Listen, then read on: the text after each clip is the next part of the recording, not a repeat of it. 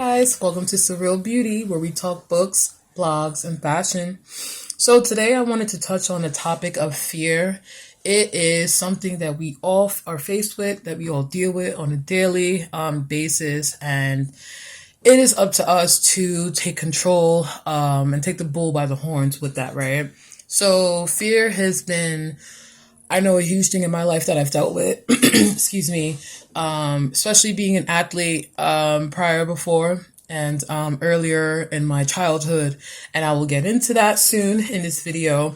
So I want to share my personal experience with fear, things that I've done to help me overcome it, and cool things like that. So fear. Fear is this thing that we all experience, right? So I looked up the definition right off of Google, and it said that fear is an unpleasant emotion caused by the belief that someone or something is dangerous, likely to cause pain or a threat. So when I was reading the definition, what stood out to me was an unpleasant emotion caused by the belief. So the belief meaning this is how we perceive whatever it is that's causing the fear in us. So that means it's not even real. It's just how we see it and perceive it, and it's just what we believe, which I thought was very interesting because I think if we learn how to effectively not allow fear to block us in our pathway in life, how much more successful we could be. And also fear, I always had this little mantra that when I started to really get to the root and face my fears, false evidence appearing real. And so F.E.A.R, false evidence appearing real. I need to put some letters and stuff like that, but I'll put some info in the link below. But yes, fear is not even real. It's just all in our heads. It's what we think it's real, but it's really not. But how do we really address it? What do we really do? Well, I believe getting to the root of what fear is, actually defining what it is, and for each of us is going to be unique and different. So whatever your fears are, really looking at them and just addressing why am I so afraid? Let's say if it's heights, or it could be, I'll just use myself as an example, performance anxiety when I used to do sports and having to compete at such high stakes, at high levels with high pressure. How do you deal with that and overcome those things, So basically, I want to just hop right into my personal experience with fear. I mean, I still deal with it. It's not I just got over it. I overcame that fear. Now I'm fearless. No. And also, mind you, people who are really great at their craft, even people at the top of their game, they still experience fear. It's just they've learned to not allow it to hold them back or keep them paralyzed. So fear is just an emotion just like any other. We have happiness, sadness, anger, joy. So it is an emotion, maybe not one of the pleasant ones, but it is just that. And it's just up to us how we react to it, how we basically respond. We don't need to allow our emotions to control us. We can acknowledge that they do exist, but we don't have to let them get the best of us. That is where our self-control and where a mastering of self really comes into play. And I actually talk about that in my book, How to Be a Rich Bitch. So that is coming soon, so stay tuned. But yes, how do we really just tackle and nip this thing in the butt? So I'll talk about myself now. I want to talk about where fear was super prevalent in my life, which was being an athlete. I did track and field. I was a shot put and hammer thrower. So when I was going on to go pro and then move on to train for the Olympics, fear was a huge factor. Excuse me. I always cough in these videos. Anyways, I promise guys I'm not sick. So anyways, yeah. So earlier on in my teenage adolescent years, I did experience a heavy case of homelessness. It was me, my younger sister, and my mother at the time. And my mother just struggled to make ends meet, and she wasn't able to afford the overhead expenses just to keep a shelter over her head. And it was very, very, very detrimental. It had such an traumatic impact on my psyche, on my how I viewed myself, my identity, how I saw my self-worth and value. It played a huge role in my low self-esteem and lack of confidence growing up. It played a role in how I looked at myself.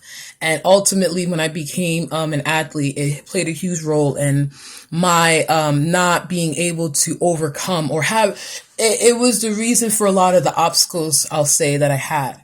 And so I remember when I first experienced it, it was being homeless. It was very unpleasant, and it's such a powerless feeling because, you're young and, you're looking at your mom in despair and stressed and in tears and in pain, and you don't know what to do. And it was really hard for me. Like, it really attached to me, like, so hard. I don't even know to this day if my mom understood, like, the severe impact it had on me mentally and emotionally and spiritually, and what it took for me to undo that trauma. So, when it happened, it resulted into like us having to sleep in the car.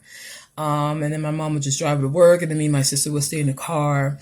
Overnight, we would just shower like at her job really quick, or at a friend's house. We'll just make up a lie, like, oh, like, whatever it was, but I didn't ever want people to know that. And, I was in high school also at the time too. So like we had to, adjust to like seeking like alternative transportation because we were just out of the bus route in school and things like that. So it was so much, but most importantly, like emotionally, the toll that it took, because like, when you're in school, you see everyone like, just everyone's fun. They're in high school, and not everyone's life is perfect in high school. Not to say that, but like definitely for the most part, it hindered me in my social life. I didn't really want to go out. I was just so afraid of people just discovering like this secret of, me not really having a home or things like that. So I didn't really date. It really impacted me on a social, emotional, mental, spiritual scale. Like, I feel like even at where I'm at, and that was years ago and I'm older, but I feel like even at my age now, I'm still learning how to do, I guess, simple stuff, especially on a social level. But anyway, so, those the traumatic experiences, being so young, having to experience like not having a home, it felt like there was just no foundation, no root. So I used to just walk around in fear, constantly being afraid that I was going to lose everything, constantly just feeling afraid for my life. Like, I just wouldn't know how to get over obstacles when they come my way. Just like this huge fear, And when I moved on to my athletic career in college, I was given the opportunity to not have to like work a 9 to 5 per se. I was able to get a scholarship. So thank God for making me 6'3" and giving me like a little golden ticket to slide through the door. So, I went to school, I went to college, I valued my education and sports as well. It was just like, again, my golden ticket. It was just like my savior. And so I went to school and then I pursued athletics. I did track and field. And then I noticed that when it got to, mind you, I was very successful in my career, and I'm very proud of how far I was able to get along considering the mental state that I was in. Like, I was super depressed, and I'll save that for another story or another day. I'd be more than happy to share that with you guys. But back to like when I started to move up the ladder with sports, I remember like, even though like I have all the talent and all the capabilities to be a successful, stellar thrower and athlete, I remember having these fears like, you can't do it.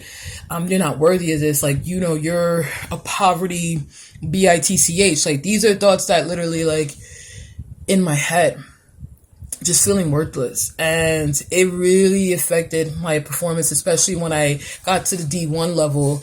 And for anyone who doesn't know what D1 is, it's a Division I in sports, and it's like the top tier in collegiate athletics. And it's the level that almost all athletes who are in college who really want to take that shot to go to the next level and make it big, you want to be at that level. I was even competing against the best girls in the country. I was considered one of those girls. So I made it really far along in my journey. Just did not know how to mentally cope with the challenges that came along with it. I did not know how to manage my emotions. I did not know how to manage myself. And that was the biggest thing that held me back, along with fear. All of this fear. And as I look back, I wish that the information that I know now, the things that I know now, I wish I knew it then so that I could have been my savior then. But I guess that's just how life goes, and we have to go through things and pass it on. So in my moments of despair and feeling helpless and hopeless, I really just started to write down what my fears were, because I just felt like they were just rattling in my head and I just don't know, like, what is this even, So I literally wrote it down, all of my fears, and I'm reading them and I'm looking at it. And then I'm just thinking to myself, and as I saw it on paper, and the more I would look at it, the more I would realize how not big of a deal the fear was. It seems bigger in our heads, but I promise you, if you write them down and you actually look at it, it's not as intimidating as it seems. And if you actually, I have my guidebook. It's called Overcoming. It's called the Overcoming Guide. I keep having tongue twisters when I say it. Guide to Overcoming Fear. Guys, I'm telling you, I'm going to get it right. It's my own work and I can't even get the name right. Guide to Overcoming Fear, and it's called Face It. So basically, it's a reflective workbook, journaling, exercise, activity book, I guess you can say that. And it really targets fear. And it's really meant for each individual to just sit down in a quiet space when they have time and focus on what is it that's like blocking them from being successful. What is holding them back? What fear is holding them back from doing what it is that they want in life? And this is like the thing that I did. And I put it in this guidebook. It's an ebook version. It's actually will be available on my website at www.sbbytiffany.com. The link is below. Again, maybe by the time you're seeing this video, my store will be open, but I'm getting open soon. I'm just literally waiting for the rest of my inventory to come in, finishing up my books and my guides and things like that. But again, back to the Face It guide. Literally, this guide had helped me. And at the time, obviously, when I did it, I didn't have a name for it. I didn't know that I was even going to create this workbook activity. I didn't know that it was going to turn into this exercise that I'd be sharing with you guys. I guess that's just the beauty of life and how things work out. Like, we go through things and maybe we don't understand it in that moment, but looking back, you see like, oh wow, like I went through that. I can see why I went through that. So now, like, that I'm in this space now, moving forward, I see that maybe this was just something I had to face to pass on the baton and maybe help someone else who's experiencing fear. Maybe it's in class, in school, finals, having to get an assignment done. Maybe you're getting prepared for college and that can be scary. Maybe you're going through a big transition. Maybe something at work, maybe it's a big project, it's a deadline. Maybe it's relationships, it's family. There's just so many things that go on in our lives, and sometimes fear can get in the way because we're all very capable. We all have the ability, there's nothing that we can't do as long as that, we believe that. What you believe you can or can't do, you're right, so again, it's all perspective. And so I wanted to just share that with you guys, and I'll be getting more in deep with my story. And if you have any questions, again, like I said, it's so much easier for me to write than it is to talk, right? So I'll be talking about my testimony, my story in the book. But again, if you have any questions, definitely ask. I want to engage more with you guys, learn more. I want you guys to learn more about me. Like, let's make this a tango party, fiesta, salsa dance, if any of you guys would like to dance.